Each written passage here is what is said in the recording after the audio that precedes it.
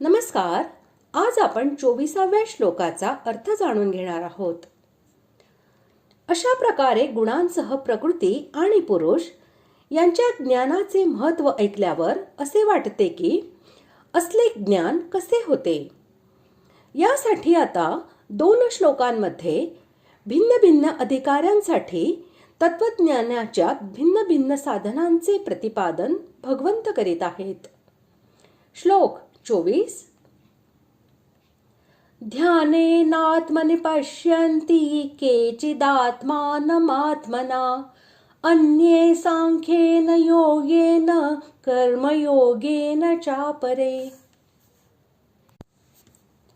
श्लोकाचा अर्थ: त्या परमात्म्याला काही जण शुद्ध झालेल्या सूक्ष्म बुद्धीने ध्यानाच्या योगाने हृदयात पाहतात.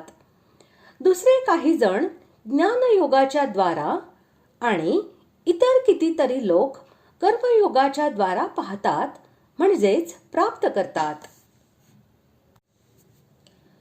6व्या अध्यायातील 11व्या, 12व्या आणि 13व्या श्लोकामध्ये सांगितलेल्या विधीप्रमाणे शुद्ध व एकांत स्थानी उपयुक्त आसनावर निश्चल भावाने बसून इंद्रियांना विषयांपासून बाजूला घेऊन मनाला वश करून, तसेच एका परमात्म्याशिवाय सर्व दृश्य मात्र विसरून निरंतर परमात्म्याचे चिंतन करणे म्हणजे ध्यान होय.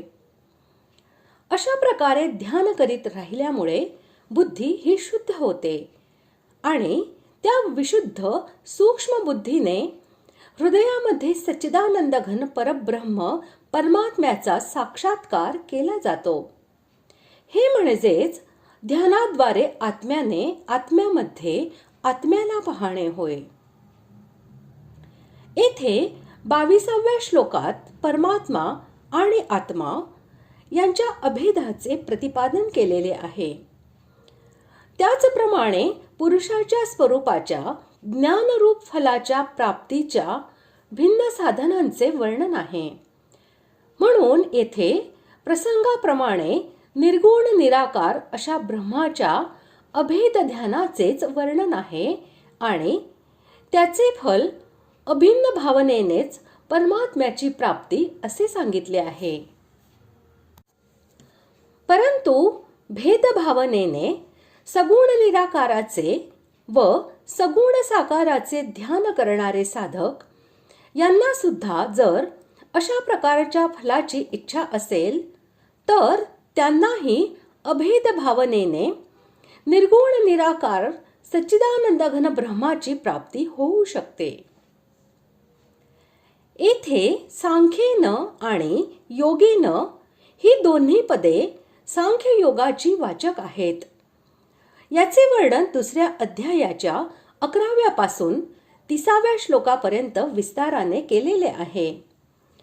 याच्याशिवाय त्याचे वर्णन 5व्या अध्यायातील 8व्या, 9व्या आणि 13व्या श्लोकांमध्ये, तसेच 14व्या अध्यायाच्या 19व्या श्लोकांमध्ये व आणखीही जेथे जेथे ते प्रकरण आले आहे तेथे तेथे केलेले आहे.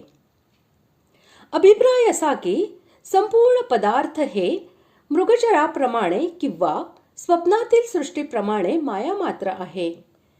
म्हणून प्रकृतीचे कार्यरूप असलेले सर्व गुण हेच गुणांमध्ये वावरत असतात असे समजून मन, इंद्रिये आणि शरीर यांच्याद्वारे होणाऱ्या सर्व कर्मांबद्दल कर्तेपणाच्या अभिमानाने रहित होणे, तसेच सर्वव्यापी सच्चिदानंद घन परमात्म्यामध्ये ऐक्य भावनेने नित्य स्थित राहताना एका सच्चिदानंद घन परमात्म्याशिवाय इतर कोणतीही भिन्न सत्ता न समजणे हेच सांख्य योग नामक साधन आहे.